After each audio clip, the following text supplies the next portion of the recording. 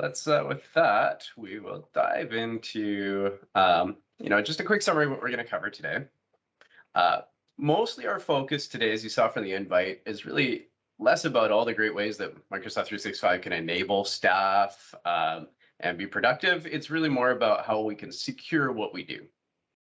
That also said, I wanted to mention that while I am focusing a little bit more around the topic of Microsoft 365 Business Premium, which is really designed for organizations with 300 users or less, much of the technical elements that I'll talk to today do also still apply to the equivalent enterprise license, like around E5 security, for example. So still very much relevant for those that aren't lucky enough to be 300 seats or smaller. So with that, why don't we dive in? I'll start with talking about the challenges a little bit. And the right place to start is really thinking about many of our IT lives pre-pandemic. Much of our focus in that regard around security was in relation to being in the office. And largely what that meant was centering our security boundaries around that physical environment, for example.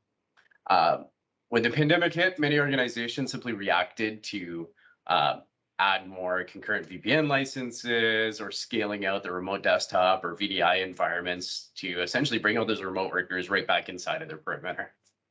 That said, we still had all these pockets where apps like Teams or Zoom or Outlook, for example, where we also did let them install the apps or maybe just use the Outlook web access, for example, on personal devices as a part of our strategy to help mitigate the need to get access to your environment.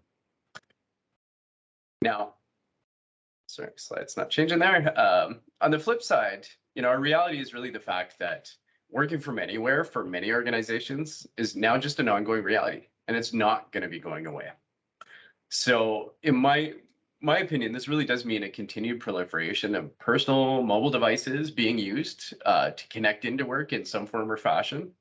And really that brings about the inherent security risks that we need to be able to address potentially differently than we have in the past.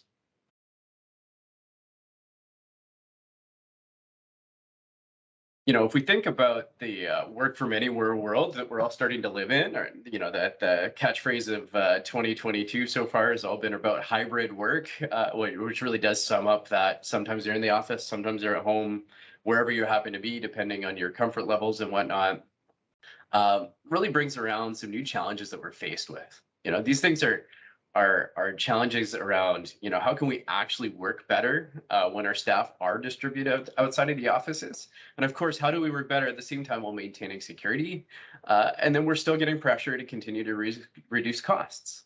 So this cost might be related to whether it's licensing, the infrastructure requirements to maintain the environments and solutions that we have for remote access, for example, which continue to be a challenge as we progress beyond pandemic into our new normal. Now, to make matters worse, the reality is cyber threats really aren't going away. In fact, ransomware attacks really continue to target SMB in a really big way. The why, essentially, they're often the easiest to get a ransomware payment out of, quite frankly. SMBs in particular don't always have solid disaster recovery strategies in place. They may not have ever tested a restore for their backups, for example, and it's really a common scenario, which is why they're such a target. Not saying that enterprises aren't as well, but that's certainly where we're seeing such a prolific increase in these threats. So in my opinion, this really is where Microsoft 365 comes into play, whether it's business premium, whether you're an enterprise or not. Really what it's doing is giving us that ability to have the tools that we need to collaborate in real time from anywhere. But more importantly, in my opinion, it's giving us that framework for security that can protect us from cyber attacks, which is really the meat of where I want to focus today. Now, before I do, though, so bear with me for the enterprise folks, I do want to touch on some of the available licensing models. So we're kind of clear on the why behind Business Premium versus all the other additions out there. And for users, essentially 300 users or less, that's the mark to be in the business category of Microsoft licensing. There's really 3 tiers. The first one is just the basics, as the word describes it. You get Teams, you get email, you get online file storage, but that's about it. It's all online, all web-based. And then you move into standard, which just takes that same element one step further and lets you install the good old Microsoft apps local on your machines. Really, to me, the sweet spot that starts becoming that no-brainer is really Business Premium, because it gives us that comprehensive layer of security that I'm going to spend more time talking about today. And specifically, Defender for Business is kind of the new buzzword, really kicking off as of March of this year. So we're only month one into this. Is the new piece of small business licensing that's been really a major gap in the past, in my opinion. And it's really what starts enabling smaller organizations to bring that enterprise level of protection into the fold in a way that's still relatively easy to use, much more cost effective, and get some of that enterprise security capability down into small and mid-market clients as well. So, what you see here is a little bit of what we already get in the middle bucket with Business Premium. Like I mentioned in the last slide, you get all of Business Standard, all the Office apps you can install. You've got Exchange, SharePoint, Teams. But Business Premium also gave us a bunch of things like Intune, the ability to, effectively manage in a modern sense of all of our devices, other layers of security. The newest thing that's really happened in just this last month is the fact that now Defender for Business became a part of that Business Premium suite. So the value, in my opinion, while the pricing, as we all know, did just go up a little bit, really magnified intensely by bringing the tools to bear that we've really needed in the past. So now, quickly touching, because I know some of their clients in the audience might not be the right fit around business editions, which have a need to drive into enterprise licensing. So this table or the chart here helps kind of show Defender for Business on the left that we see here. If you're 300 seats or less, the core functionality as it relates to endpoint protection that we can now get that we didn't before. And then it also shows the different flavors if you were doing individual bolt-on licensing to the product known as Defender for Endpoint. This is what's included if you look at E5 security suite bundles, which is where most people land, not just that individual license. You'd end up in that enterprise stack here. What's really neat about it, in my opinion, with Defender for Business, first off, it makes it a bit easier. They've given us an easier way to configure the clients through a simplified process. And then the only thing that we really lose compared to full-on E5 security, everything, is things like threat analytics or threat hunting capability and access to Microsoft threat experts. So in an SMB, that's really less of a core requirement, and you can see where that value could tip you into enterprise. But other than that, we are really impressively close to feature parity, in my opinion. Now, talking about enterprise clients, a little bit more, one of the most common licensing scenarios I see in the enterprise client space are clients have already made a commitment to get into Microsoft 365, like E3 licensing being the most common. If you're in higher education, maybe that's an A3 license versus A5. It is a really great place to be, but often it still means you're bolting on other security elements to help protect the organization. So in my opinion, in enterprise, one of the best things to consider is looking at bolting on the E5 security license. If you're M365 E3, you might not need the entire stack to go to M365 E5, for example. And for that nominal additional increase, you're potentially chopping out a whole bunch of separate disparate tools. And again, potentially reducing your cost significantly. So when you look at the whole cost landscape of all the savings you might be able to achieve to justify the Microsoft licensing, this might help you kind of wrap your brains around where we need to go with it. Before I keep going, though, does anybody have any questions tied to licensing or anything I've covered first before I keep moving along?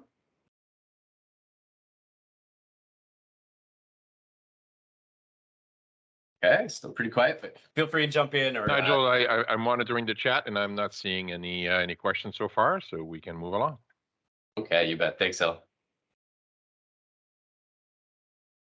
So, as we talk more about Defender for Business, which again, E5 security also relates to the same concepts, it really does provide a centralized security framework for both Windows, but what many people don't know, also non-Windows platforms as well. It becomes that tool that allows us to see alerts and incidents from any of those operating systems into the M365 Defender console and ultimately better protect your organization's network.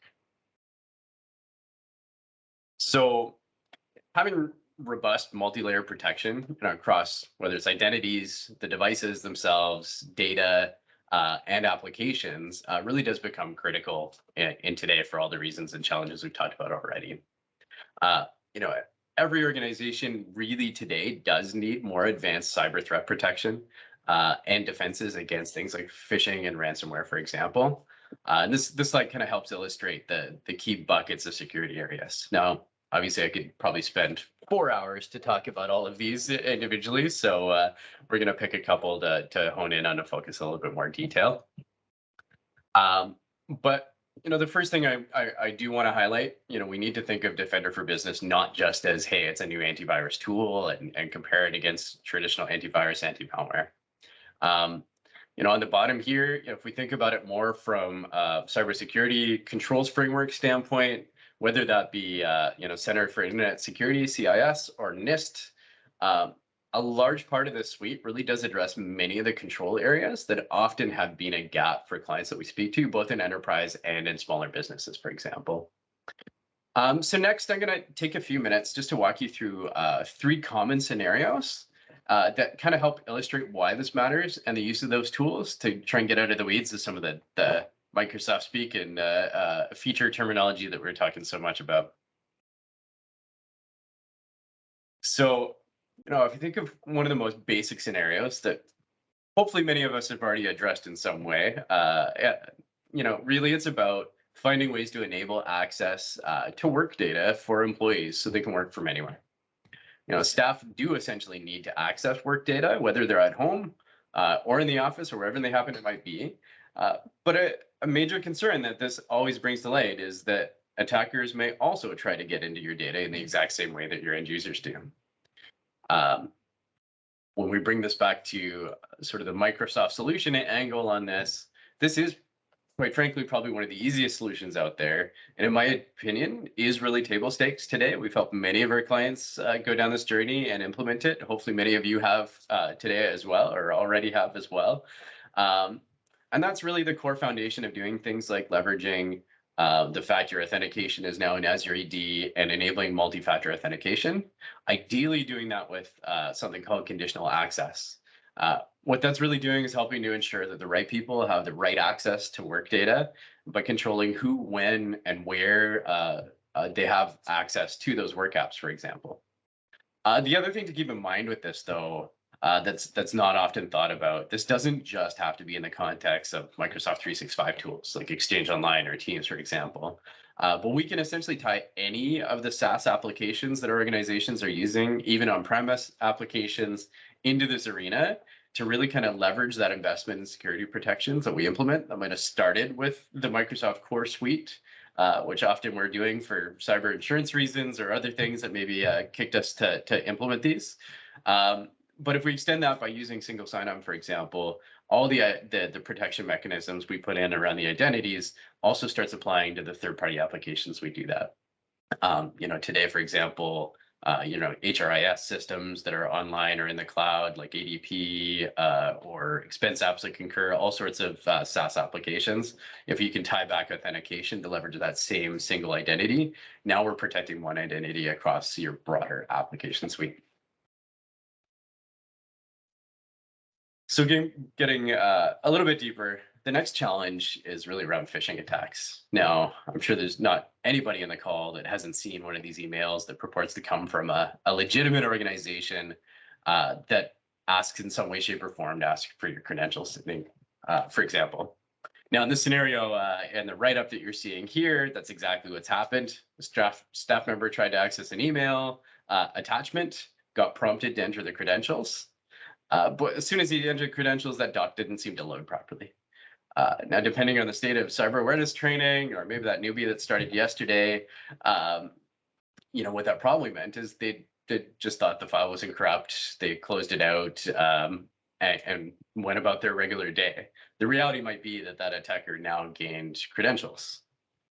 So my first question is always, there's so much talk around cyber awareness and the importance of better educating our users, but can we really rely on only educating our users? My take is no. We still need some of the security, technical controls in place that can help, uh, especially for the scenarios like you might be doing training once a month or however frequent, which is great. Well, what about the newbie that started last week that hasn't seen any of it yet? They'll be the first one to click on a link, if they're not necessarily as tech savvy in their organization.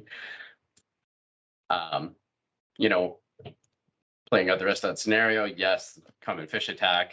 This is what we're seeing so much of today. And a lot of traditional anti-spam tools, even some of the ones we leveraged for many, many years, just don't alone meet that need. So on the flip side, if we play out that exact same scenario of an email coming in and the user opening the message, not thinking it's anything bad, but in this scenario, if we think about we're protected by what's called an anti-phishing policy in M365. If it were a link embedded in the message, those links end up being checked in real time. That essentially warn that user if that link destination happens to be a malicious site, and that's through something called safe link detection. Um, if it was an attachment that was coming in, the safe attachments feature, it does a scanning process of every attachment that comes in over email. So every attachment essentially is opened and tested in a virtual sandbox environment. And if it does be determined to be malicious, then that file won't open at all. So right away, I mean, my confidence level for the clients that I know we have this deployed, even Microserve internally, I'm way less worried or scared about the fact of somebody opening an attachment or clicking on a bad link that came in through email, because we now have some additional safeguards in place. Not saying that you should click on everything that comes in, but balancing that need. We also don't want to create such a fear that nobody will open valid links and inhibit their abilities to do their jobs. Now, one thing that's worth noting here as well, if we did that first step in this previous solution scenario, if we have multi-factor authentication at play, even if it got as far as your password being stolen, attackers really still can't access your data or the applications that you're protecting because they require that second form of authentication. So again, when we talk about that layered approach terminology, this is really where it starts applying, is protecting us in more than one scenario. And lastly, the final scenario is about thinking about what I talked about at the start about employees accessing personal devices and using them for work in some way. The statistic from Microsoft is that 64%, my bet, I bet in reality it might be higher than that, of SMB organizations allow employees to access some level of work data on personal devices. The most common scenario that we see on this screen is where a manager is using your personal phone to connect and check company email. Maybe that email receives a confidential file or spreadsheet of some kind. Says, you know what, I need to deal with this. I'm going to save it for later, but doesn't really think about where they're saving it. And in many cases, especially on a mobile device, we'll end up saving it to personal storage or somewhere where we can't protect or guarantee that it's secure. So on the flip side of that, leveraging the tools that we can get, whether it's E5 security or part of the business premium licensing, we can leverage a piece of Intune or Microsoft Endpoint Manager known as Intune App Protection Policies. What that really gives us is that ability to specify the work apps that are separated from personal apps and making sure that any of those work-related documents and attachments can only be saved into authorized locations. Most commonly, OneDrive for Business or SharePoint, for example, which really helps enable us to achieve that ability to safeguard sensitive work information and keep a rein as to where it goes. And we're doing this while still empowering users to use their personal device, not blocking them right out altogether and inhibiting their productivity, but finding that sort of best of breed hybrid scenario where you can still use personal devices in some way effectively, but ensure that we're keeping our data protected as well. So up next, I'm going to go into a little bit of the deeper technology areas around M365 security and tie that back to maybe a simple analogy that can help illustrate what the tools provide in a context where maybe sometimes we have to present up to leadership all of the tools in jargon and try and have it make sense. But before I do, I guess maybe the question back to any of you, do those scenarios resonate? Is that what you're seeing in the environments? Did that trigger any thoughts or questions as well? Feel free to come off mute if you have any comments.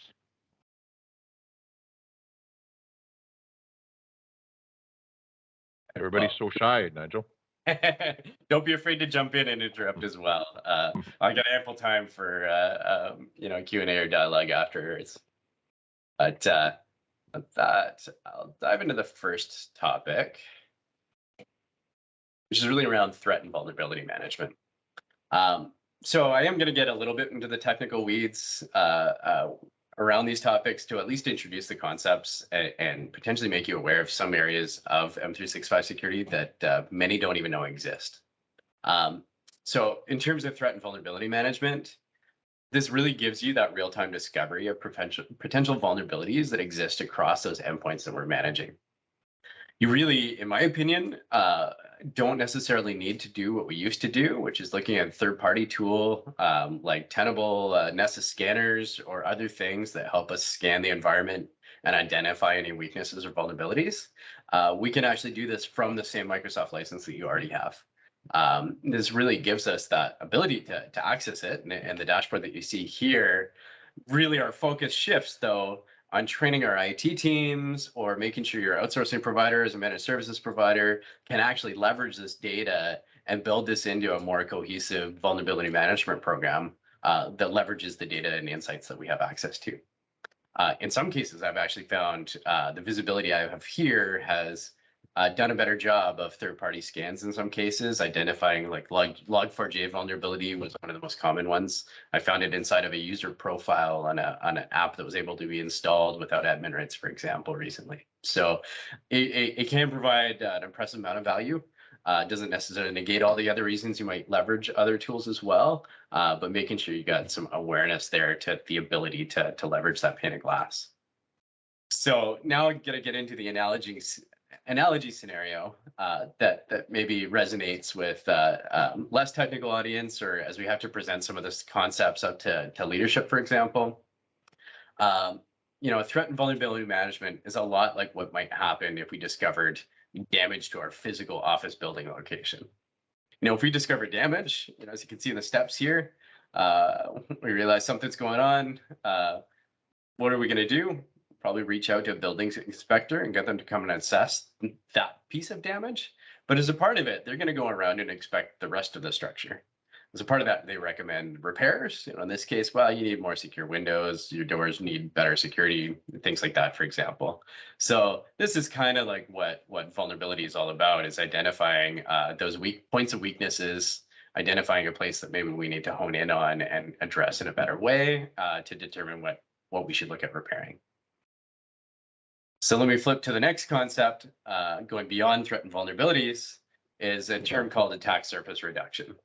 This is really more about eliminating risks by reducing the surface area of attack overall. In some cases, maybe this is, in a technical sense, doing something as simple as disabling unnecessary services like Print Spooler, which has had a wave of vulnerabilities in the past year, or maybe much more advanced rules that we can use to define and harden your environment, ideally without impacting user experience. So we need that visibility to customize, reduce the attack surface. It could even be locking out USB disk drives, for example, or limiting access to make sure they must be encrypted as a part of it. All of that sort of falls in this bucket of attack surface reduction. So same thing, if we now take that back to our building analogy, we can think of attack surface reduction a little bit like calling that security professional who's going to go around with a different pane of glass than the inspector did, and he's going to make those recommendations. Let's put better locks on all our windows and doors. Let's do things like making sure that only the right people have keys to enter the building. So it seems pretty common as you related to this scenario, but in IT, those are not necessarily areas that we think about quite as well of how do we harden our environments more effectively. And then lastly, we get into what's probably something that everybody's familiar with, the blocking and tackling of things like antivirus, anti-malware. Nowadays, that's really considered next-gen protection in some form or fashion. But really, I think the key is we need to take this one step further. And that's the concept of evolving next-gen antivirus, anti-malware protection into endpoint detection and response capability. EDR, in my opinion, is really what's becoming table stakes as we think about endpoints these days. You need to move beyond antivirus, anti-malware. Um, as we come back to our building scenario, this is probably my favorite of the scenario diagrams, because now you can see where you really go with it. EDR is the equivalent of getting an alarm system deployed, adding those cameras into the environment. So now if an attacker does manage to get their way into the building in some way, shape, or form, we know exactly what actions happened, and we've recorded the threat in exact fashion, so we know where they were in the building, what they were able to do, what we need to address right away. So that kind of maybe ties EDR back to a more common scenario in trying to explain this. And then lastly, you get into automated investigation and response capability. So this is really all about how do we get response and some of these triggers that we can see in our environment automated. So it's down to minutes. You're not waiting for one of your IT guys to see that alert and pick it up 3 days later and start actioning something. This needs to happen a lot faster than that. So a lot of the idea behind automated investigation response is that some of those initial steps that like a level 1 SOC analyst might take, we need to be finding ways to automate. And it really tackles a lot of the common attacks or things that we might see. So if it does get beyond that front door and gets into an environment, what do we do about it? Obviously, the more automated we get, this becomes into the world of talking about SIM and SOAR technology. That's the whole idea, is how do we get to the place where we're solving things without human intervention slowing us down. So then lastly, if you tie that back to the building scenario, now we know we have an attacker that broke through a window, got into the building. The equivalent of automated investigation response is essentially that our alarms detected that, notified the police, had the police show up on scene, and essentially apprehend the thief that came on site. So the same idea, if we think in terms of our technology, and the investigation response is really getting to that point of being able to shut it down in action. So again, a lot of this to me is really becoming what's table stakes. But many organizations haven't gotten to the point that we've been able to see this through or deploy the capabilities. Even many of those that even have business premium licensing, it's only been a month since Defender for Business rolled out.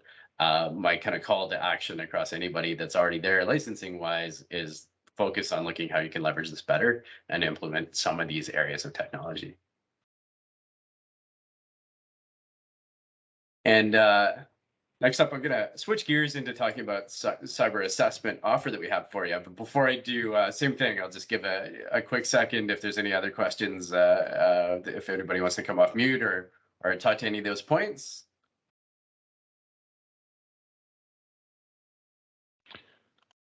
Hey, yeah, like you said, so shy audience today for sure. Yeah, exactly. It's all good. Yeah, so kind of just the final thing, I wanted to keep it relatively high level in terms of content today.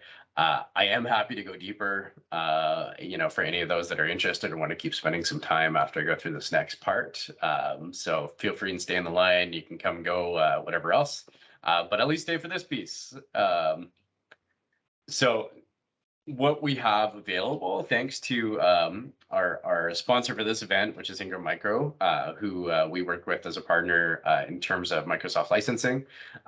They've brought some tools to bear that we get to leverage, which is phenomenal. And our goal around being able to run some tools to do a security assessment is that fact that every organization that we talk to today really needs to understand the risks that they have, how we're addressing things and taking them seriously, and really trying to get to the point that you've got some facts, some actionable insights to move forward with. Because that's some of the hardest point, is getting to the point of what solutions do we start with, where do we start first, all of that fun. And I'm really excited to say we can help you with some tools that get you there faster in roughly automated fashion. So if we think about what many of our environments look today, just pick an average hybrid environment. You've got some on-prem infrastructure still, you connect up to cloud apps. Your data is floating around in the cloud somewhere or on-prem, you've got staff, all that usual stuff. So normally when it comes to trying to talk to leadership about where we need to go from a tooling standpoint, a lot of the features and functions that I've been talking about today you'd start overlaying, well, we need advanced threat protection because this is the capability that we need. We really spend a lot of time focused on the individual feature components. I know I end up bad for this too, but it makes it hard to ingest from a leadership standpoint to go, well, I can't keep up with all the terms you're talking about. Why does this matter?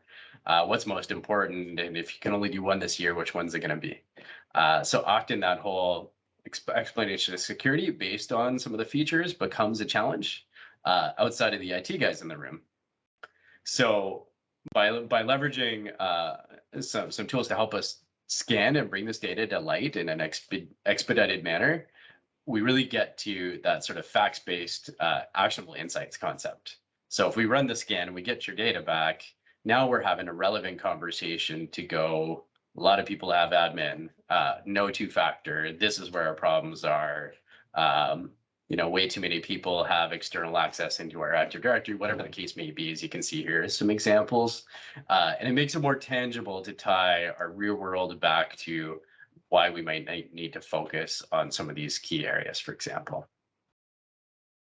The output of that really becomes, a report sample in sort of two cases. One, you end up with that report that ties back actionable controls to the CIS process, or Center for Internet Security Controls framework. So now you're talking in terms of cyber maturity language, in terms of the areas that Microsoft can help you within that framework. And really, then better yet, the presentation side that it generates, that Microserve then works to help customize with you, is what are the quick wins? What are the recommendations we can add? Are there some really short-term ones that would just help remediate what we have right now to give us a better security posture overall? So I'm really excited because this has a lot of potential and power to help clients get there faster to understand this. And it's pretty lightweight. So of course you get into the technical side to it. Essentially, all we need to do is get this data collection agent inside of your environment, which can run on a local workstation for a short period of time, for example. It needs obviously writes into your environment. And as you give it that, it's going to talk to scanning your endpoints that are physically at your location, look at on-premise Active Directory, SharePoint, email, for example. But most importantly, where we're really trying to focus leveraging is M365 and Azure, for example, is sucking that data in as well to assess. So pretty straightforward tools process to be able to do. And the one to start with that I want to talk about today is the CSAT Quick Scan Assessment. This is targeted for organizations of 300 employees or less, licensing wise. Otherwise, we have to move into a full scan for larger orgs. And the biggest thing I want to say that you can say here, and then maybe if the marketing team wants to throw the form into the meeting chat here, first 5 attendees, if you want to sign up to get a scan run in your environment, we'll do this for free. So hopefully that gives a little bit more value. If my content doesn't go deep enough for you today, we could follow up, leverage this tools process. I know it's probably small in this window for you. All in, it's about a 4-hour cycle to go through effort-wise from Microserve standpoint, with a little bit of your help, from getting the tools set up to getting them run, ask you some interview questions, produce the findings, and then share those findings and actionable items for you. And there we go. Haley has just put the form into the meeting chat. So feel free to jump on that fast if it's of interest for you. We can then set up some times in the upcoming month or two to get the process started and scheduled for you. Of course, for larger clients, we do have, or even smaller clients that are interested in more of the paid engagement side to it, a full scan assessment is a multi-day process. It's using the same scan tools, but really builds on tying the CIS controls back to Microsoft Zero Trust concept, which is largely what I was talking about today, and formalizing a more in-depth version of that report designed for a large organization. So same thing, we're happy to offer that one up. That one does have a little bit more substantial effort and costs associated with it, though. So if you're interested, feel free and reach out as well. We'd be happy to facilitate for you.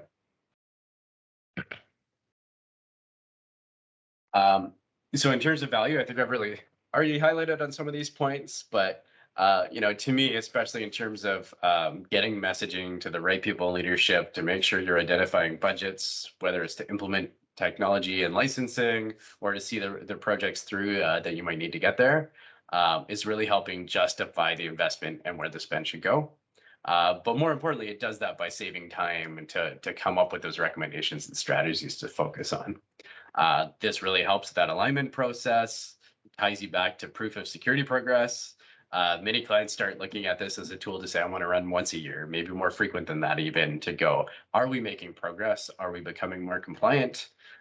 It's only a matter of time, in my opinion, before more and more cyber insurance organizations are going to latch on to ways to not necessarily trust the 300-page survey they're making us fill out now to get our insurance renewed. So this is going to become more and more important to have better visibility and know what you've got in there.